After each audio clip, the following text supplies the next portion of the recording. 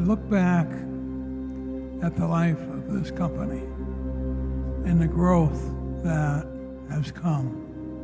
It's not lip service. They want people to make decisions. I remember when we had the one store. We were starting with a small number, so we didn't have a big downside. We bought 2 stores. We bought 3 stores. Grit, my father's got a ton of grit. When you're around it, you see it. The entrepreneurial spirit of the willingness to take risk. The key here, when you dress it all up and there's a lot of fancy words, if you're loyal and you do a damn good job, long live our deal. First impression is that he was a very aggressive risk taker, which proved to be pretty correct. A man of his word. Everybody wants him on their team. I remember helping my father and crew. I'd steer the truck while they walked alongside of it and threw potatoes on it. My dad tried farming with his brother in Missouri, and that didn't work too good, 2 brothers farming together. He saw more opportunity up here, and he wanted to be a potato farmer. Left a big impression on me. When I was getting out of college, my dad asked me, he says, do you want to work for me? I said, no, I don't, but I will be your partner. That didn't hit him real well. He said, how do you see it? Well, you got your house, the home farm, which was 160 acres. I don't want any part of that, but all the rest of the land, the farming equipment and everything else, I'll sign you a note for half of it. And that's how the partnership with my dad started. My dad was the best partner I've ever had because he put 100% faith in me and really trusted my judgment. The John Deere dealer in Castleton called me in late in the fall of the year and he said, just so that you know, I'm going to sell my business. But if you could come up with $100,000, I would sell this John Deere store to you and stay with you for a year to teach you the business. I got my competitive juices going. Yeah, I can do that. I didn't realize $100,000 was so hard to come by. I went over to the John Deere store in March of 1968. That night at 5:30 when we locked the door, he looked at me. He says, how much money you got in the bank? And I told him $13,000. He looks at me and he says, that's not going to work. What do you mean it's not going to work? Well, you have a payroll here every 2 weeks, and that's $20,000 about. For the most part, these farmers out here, they charge to you until about the 1st of August until they sell their barley, and then they come in and they pay the parts.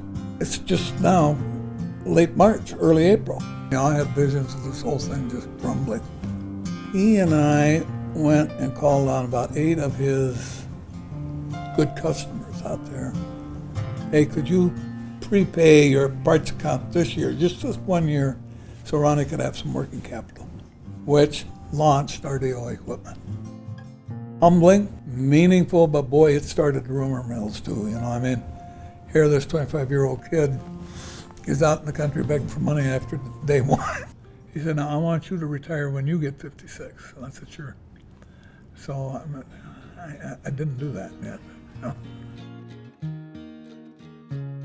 Having kids wanting to be involved in business is the best thing. Summertime jobs just to keep me out of trouble, from painting a very long fence with a hand brush to selling sweet corn on the side of the road. I think I probably started when I was about 11, and I had a bunch of summer jobs. I started out here in Fargo, sweeping the shop, washing tractors, moved on to cleaning potato warehouses. I remember my grandmother, she had this brand new yellow Cadillac. I'd been cleaning the sewers, the flumes in the potato storage in the middle of July and smelled not good. She was the wife of a potato farmer and the mother of another, and she pretended she didn't notice when she took me out for lunch that day. It was always fun to ride along with him when he would want to go to the store. The Castleton store, when I was younger, would have been the only store that we had. It was all about jumping in the truck with my dad and going around and looking at the fields. We'd dig up the potatoes to see how big they are and how far along they've come. I have really fond memories of the people that were working out there and spending time with my dad going out to Castleton.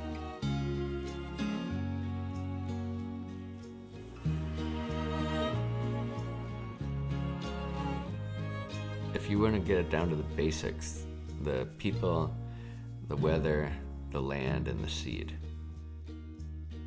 In the sandlands of Minnesota, the perfect place in the Midwest to grow potatoes. Because it's so sandy, all that land would dry out in August. Very seldom got a good crop. The center pivot irrigation equipment was brand new, which presented the opportunity to buy that land. We did it in Perham, Park Rapids, down at Big Lake, north of St. Cloud, just kind of picking up land. My dad came in, Al was sitting at his desk. He walks in my office and he says, "Who's he?" I hadn't told him that I'd hired Al. And the walls were paper thin, so I heard everything. What really let us grow big fast was we were able to come off with potatoes 4 to 5 weeks before the River Valley could. We'd start the 1st of August, and the valley never started before the 10th of September. The reason we were in such a hurry, well, the French fry operators in the area couldn't get growers to sign a contract. And so Ron went out and took all their contracts, for which we didn't have acres. He did this like in maybe February, and we had to deliver potatoes at September, October. If it didn't work, we were both at that point young enough to do other things. And we did end up getting enough acres to fill the contracts. One year we went from about 700 acres of potatoes to 3,000.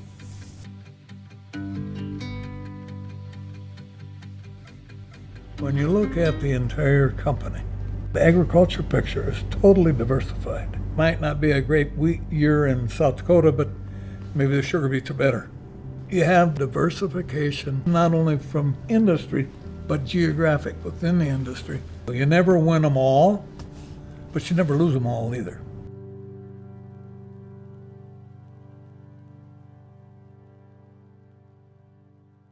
One of my proudest moments, we had a John Deere executive. He pulled me aside. He said, "You know, Christy, you can always tell the RDO people because they're always just a notch or two above everybody else as far as the quality of people that you have. The amount that we invest in our people is, double, triple what other dealers in the dealer channel do. And this is just a great example of bringing the team together and building relationships and learning about all this phenomenal technology that we've invested in.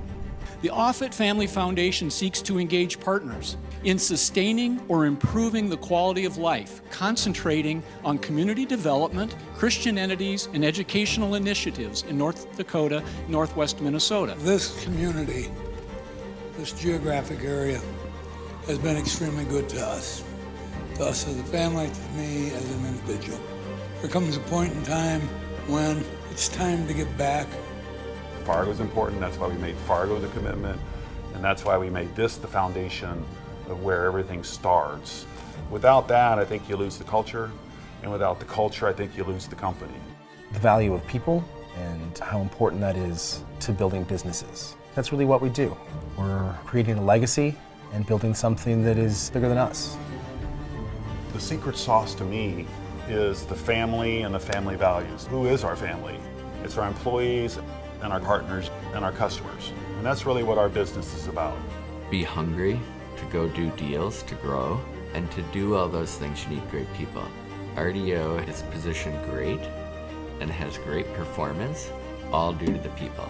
The future is bright, that the farm and RDO Offutt Company will continue to grow. There is going to be opportunity out there in the agribusiness world that we certainly qualify to be part of and that we can be good at. 75 years from now, I would hope that it'd be remembered it's one of the best places in the world to work, and they were straight shooters, and they conducted themselves professionally.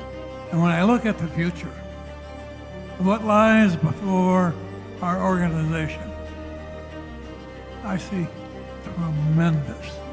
tremendous growth on getting enough smart and great people working for us to hang with the technology, because it's here and it's going to be here and it's going to get good. And if you're good at that, we're going to be a great dealership just like we are today.